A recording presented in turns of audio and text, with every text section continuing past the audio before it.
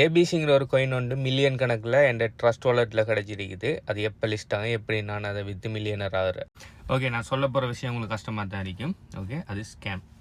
Okay, இப்போ என்னென்னா இப்போ இந்த ஸ்கேம்கள் எப்படி நடக்கும்னா, என்னென்ன ஒரு மெசேஜ் வரும், எங்கன்னா ஒரு பிளாட்ஃபார்மில் நீங்கள் உங்களோட ட்ரஸ்ட் வெப்3 வாலெட்டை, ட்ரஸ்ட் வாலெட், மெட்டாமாஸ்க் எதுனான வாலெட்டை நீங்கள் கனெக்ட் பண்ணி உங்களுக்கு ஃப்ரீயாக உங்களுக்கு இத்தனை ஆயிரக்கணக்கில் இல்லை மில்லியன் கணக்கில் உங்களுக்கு டோக்கன்ஸ் தருவோம். அந்த டோக்கனை நீங்கள் எடுக்கலாம். ஸோ ஓகே, அந்த டோக்கனை எடுக்கலாம். அப்படி சில நேரம் எடுக்கிறதுக்கு நீங்கள் கேஸ் ஃபீஸ் ஒரு $5-10 பே பண்ண மாதிரி, அவ்வளோதான். உங்களுக்கு இவ்வளோ டோக்கன் வரும், இது கூடிய சீக்கிரம் லிஸ்ட் ஆகிக்கணும்னா நீங்கள் பெரிய மில்லியனர் ஆகிடலான்னு சொல்லுவாங்க. சில நேரம் நீங்கள் எடுக்கிறதுக்கு ஃபீஸ் கொடுக்க தேவையில்லை. ஆனால் நீங்கள் உள்ளுக்கு எடுத்ததுக்கு பிறகு அதை யூஎஸ்சிட்டியாவோ அப்படி இல்லாட்டி வேறு ஏதாவது கோயினாக மாற்றுறதுக்கு நீங்கள் ஃபீஸ் கொடுக்குற மாதிரி இருக்கும்.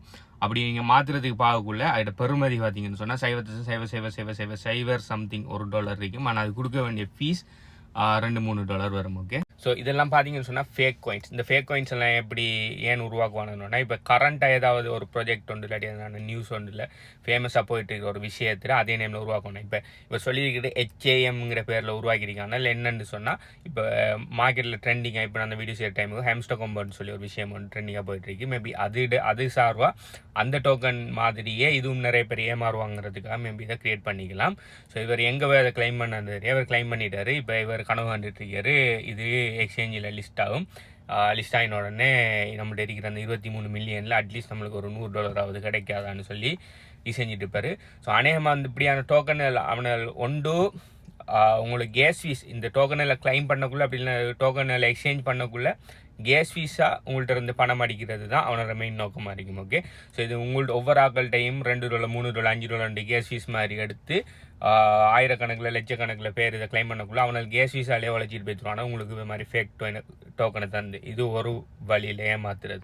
ரெண்டாவது வழியில் ஏமாத்துறது என்னன்னு சொன்னால், இப்படியான டோக்கனில் பக் வச்சு okay some kind of bug வச்சு ஸ்கேமர்ஸ் என்ன பண்ணுவான்னு போனால் நீங்கள் அந்த உங்களோட ட்ரஸ்ட் வாலெட்டையோ மெட்டாமாஸ்க் வாலெட்டையோ இதை மாதிரி டோக்கனை கிளைம் பண்ணுறதுக்காக நீங்கள் கனெக்ட் பண்ணக்குள்ள அப்படி இல்லைன்னு சொன்னால் இந்த டோக்கனை கனெக்ட் பண்ணதுக்கு பிறகு உங்களோட வாலெட்டில் இருக்கிற மற்ற டோக்கனை அவனால் ஸ்கேம் பண்ணி வெளியில் எடுத்துப்போம். எப்படி நான் உங்களோட வாலெட்டுக்குள்ளே வந்தது பிறகு உங்களோட வாலெட்டை ப்ரைவேட் கீ இப்போ ட்ரஸ்ட் வாலெட் மெட்டாமாஸ்க்லாம் பார்த்தீங்கன்னு சொன்னால் வெப்3 நான் கஸ்டோடியல் வாலெட் சொன்னால் அதோட வாலெட்டை ப்ரைவேட் கீ உங்கள்கிட்ட தான் இருக்கும். அதுவும் இது ஆன்லைன் வாலெட்டுங்கிறதால அதோட ப்ரைவேட் கீ அந்த வாலெட்டுக்குள்ளே தான் இருக்கும்.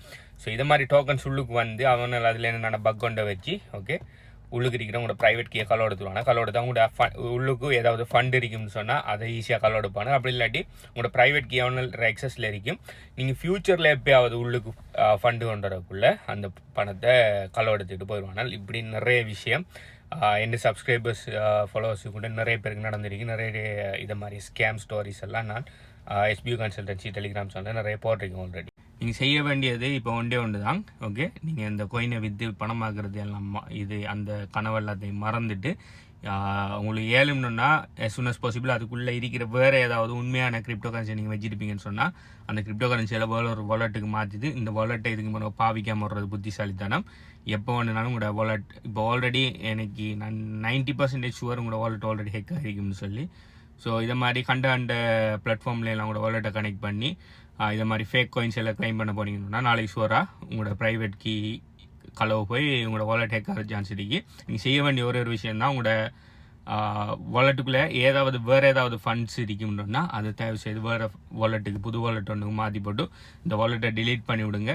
அப்படி இல்லைன்னு சொன்னால் நீங்கள் வேறு ஏதாவது ரியலான ஏர்ட்ராப்ஸில் கலெக்ட் பண்ணுறதுக்கு இந்த வாலெட் அட்ரஸ் கொடுத்துருப்பீங்கன்னு சொன்னால் உடனே போய் அதை மாற்றி வேறு வாலெட் அட்ரஸில் கொடுத்துக்கொள்ளுங்க. ஓகே, ஸோ இது ஒரு வகையான கிரிப்டோ கரன்சிக்குள்ளே நிறைய வகையான ஸ்கேம்ஸ் இருக்குது. அதில் இது ஒரு வகையான ஸ்கேம். ஸோ இது எல்லாம் மாட்டிடாதீங்க. இதை பற்றி மற்றாக்கள் என்ன நினைங்க, இதே மாதிரி சிமிலரான ஸ்கேம் இல்லை நீங்கள் மாட்டுறீங்களா இல்லையான்னு சொல்லி கீழே கமெண்ட் பண்ணுங்கள். பை.